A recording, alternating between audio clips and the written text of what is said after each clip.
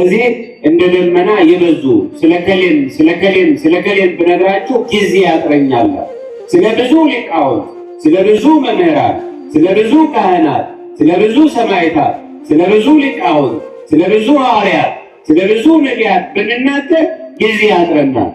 ከነዚያ መካከል እድሉ ከተሰጣቸውና በእድሉ ከተጠቀሙበት በተጠሩና ከተጠሩት መካከል ተጠርቶ ሲያገለግል የነበረውን ወንድማችን ልጃችን ዘላለም ወልደ ሰማዕት እንደዚሁ በጊዜው በተሰጠው ዕውቀት እግዚአብሔርን፣ ቤተ ክርስቲያንን፣ የእግዚአብሔርን ሕዝብ ሲያገለግል ቆይቶ እንደ ደመና ተቆጥረው ከማያልቁት ብዙ ከሆኑት አገልጋዮች መካከል እነሆ ተደምሯል።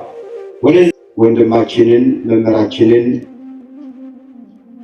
መምህር ዘላለምን ካጣን ዛሬ 40ኛ ቀን ላይ ያለነው ከባድ ሐዘን ነው። እንደ ቤተሰብም እንደ ሀገርም የገጠመን መሪር የሆነ ሐዘን ገጥሞናል። ዘላለምን ማጣት እንደ ቤተክርስቲያንም እንደ ሀገርም ከባድ እንደሆነ ሁላችንም እናውቃለን። ሁለት አይነት ስሜት ነው የሚሰማን ሁላችን ማለት እችላለሁ። እሱን በማጣታችን ሐዘን ተሰምቶናል። እንደገና በሐዘን ውስጥ ደግሞ ደስታም ተሰምቶናል። ሐዘኑ ቅድም እንዳልኳችሁ መምህራችንን በማጣታችን ነው። በአንድ ስንሄድ ልደታ ስለማናገኘው፣ በሶስት ባታ መተን ስለማናገኘው፣ ወሩን ሙሉ ባሉት በአዲስ አበባ ሀገረ ስብከት የማታ ጉባኤ ላይ ስለማናገኘው ቅር ሊለን ይችላል። ነገር ግን በዚህ ውስጥ ደግሞ ትልቅ ደስታ አለ። ደስታው ከእግዚአብሔር ጋር እንደምንኖር በሁለቱም ሕይወት ብንኖር ሁለቱም ሕይወት እግዚአብሔር ያለበት ከእግዚአብሔር ጋር የምንኖርበት ከእግዚአብሔር ጋር የምንቆራኝበት እግዚአብሔር ግን የምናመሰግንበት እግዚአብሔርን ከሚያመሰግኑ እግዚአብሔርን ከሚመሰክሩ ጋራ አመስግነን የምንመሰክርበት ሕይወት ነው ብሎ ለክርስቲያኖች የተናገረው ቃል ነው። በዚህ ምድር በብሉይ ኪዳን ብዙ የእግዚአብሔር ሰዎች የእግዚአብሔር አገልጋዮች እንደ እግዚአብሔር ፈቃድ የተመላለሱ ብዙዎቹ ስለ እግዚአብሔር የመሰከሩ ባህር የከፈሉ ሰማይ የለጎሙ እሳት ያዘነቡ ሁሉ ወደ እግዚአብሔር በቀጥታም በተዘዋዋሪም ተጠርተዋል፣ ሄደዋል። እንደዚሁም በአዲስ ኪዳን ስንመለከት ብዙ እግዚአብሔር የጠራቸው እግዚአብሔርን ያገለግሉ እሱን ያገለግሉ ዘንድ ለእርሱ ምስክሮቹ ይሆኑ ዘንድ እሱን የመሰሉ ተመሰሉ ኪያየ በከመ አነ እትሜሰሎ ለክርስቶስ ብሎ እንደተናገረ ቅዱስ ጳውሎስ እርሱን መስለው እርሱን መስክረው ለእርሱም ምስጋና አቅርበው የተጓዙ እድሜ የገደባቸው ብዙዎች ምስክሮች ተጉዘዋል። እንደዚያው በሕማምም እንበለው በሰማዕትነት በቀጥታም ይሁን በተዘዋዋሪ በተሰጣቸው ጊዜና እድሜ በተሰጣቸው አቅምና ዕውቀት እግዚአብሔርን አገልግለው የተጓዙ ብዙዎች ናቸው።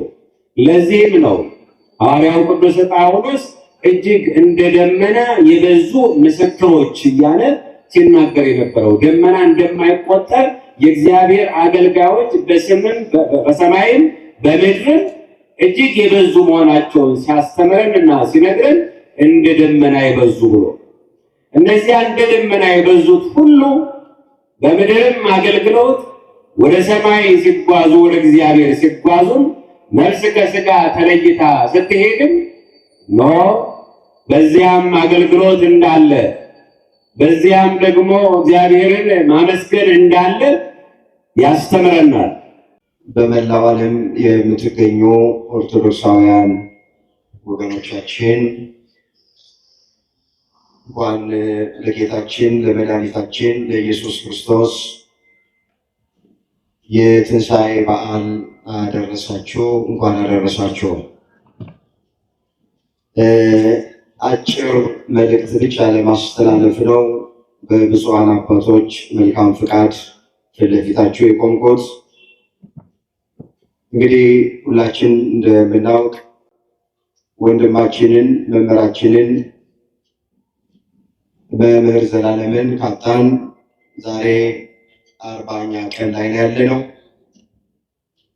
ከባድ ሐዘን ነው።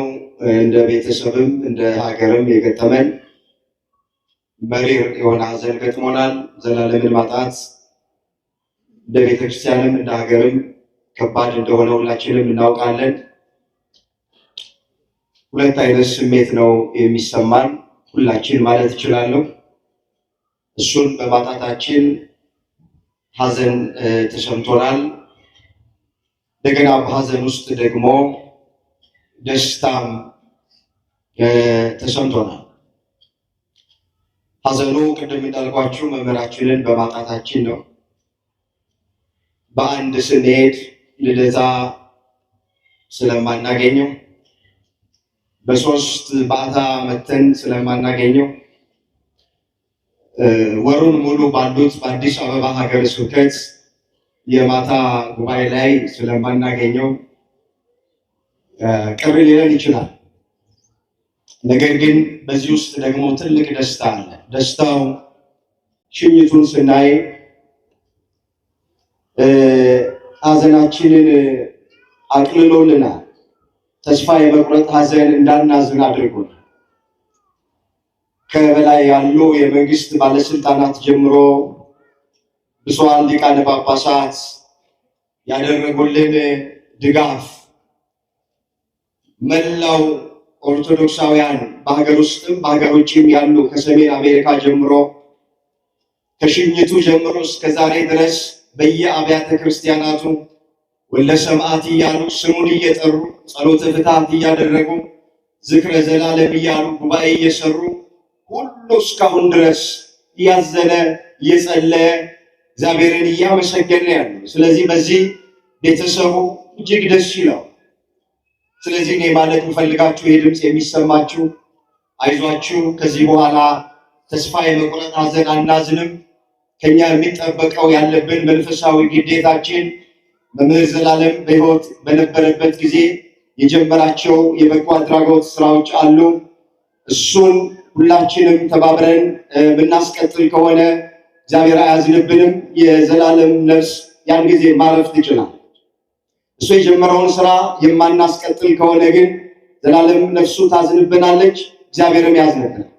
ስለዚህ ይህ ድምፅ የሚሰማችሁ በሀገር ውስጥም በሀገር ውጭም ያላችሁ የመምህር ዘላለም ወዳጆች፣ አክባሪዎች፣ ተማሪዎች የጀመረውን የበጎ አድራጎት ስራ ተባብረን እንድናስቀጥል በስላሴ ስም በአጽንኦት አደራ ማለት እፈልጋለሁ። አምላካችን እግዚአብሔር ሁላችንን በቸርነቱ ያጽናናን።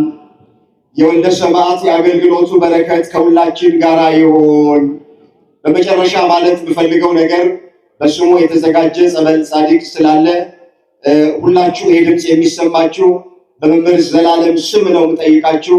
በተዘጋጀው ድንኳን ውስጥ እና አዳራሽ ውስጥ ከብፁዓን አባቶቼ ጀምራችሁ ጸበል ጻድቅ እየቀመሳችሁ እንድትሄዱ በቤተሰብ ስም አደራ ማለት እፈልጋለሁ።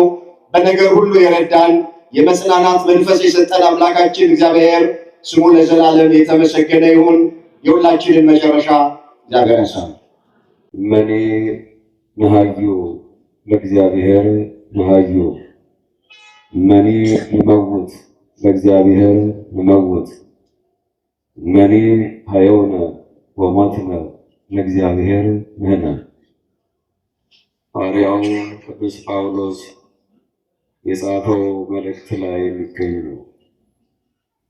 ብንኖር ለእግዚአብሔር እንኖር ብንሞትም ለእግዚአብሔር እንሞታለን፣ ሞትንም ኖርንም የእግዚአብሔር ነው።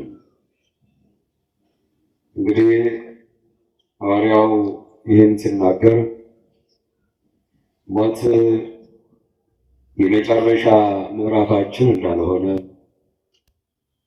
በምድርም ብንኖር የሚያኖረንም የምንኖርለትም እግዚአብሔር መሆን እንዳለበት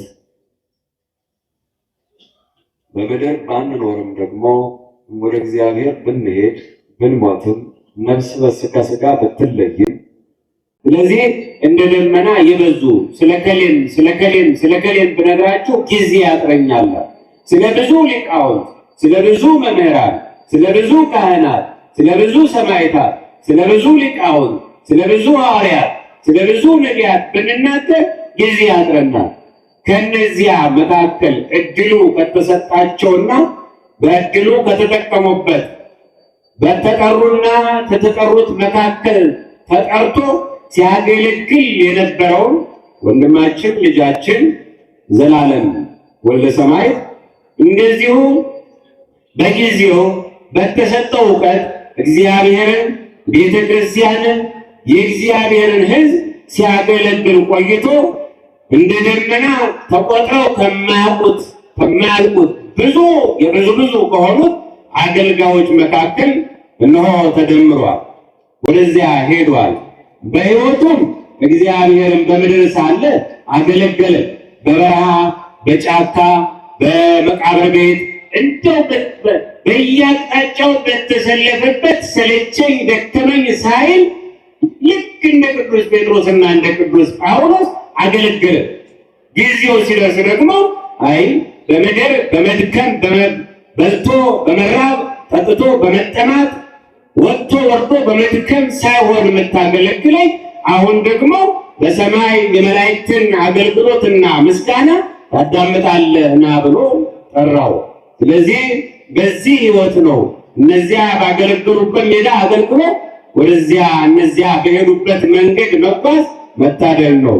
ስለዚህ እመኔ ነሃዩ ለእግዚአብሔር ነሃዩ እመኔ ንመውት ለእግዚአብሔር ንመውት እመኔ ሞትነ ወሃዮነ ለእግዚአብሔር ንሕነ ብሎ ሐዋርያው ቅዱስ ጳውሎስ የተናገረው እኛ ኖርንም ሞትንም የእግዚአብሔር ነን ለእግዚአብሔር ነን ብሎ ተናገረ።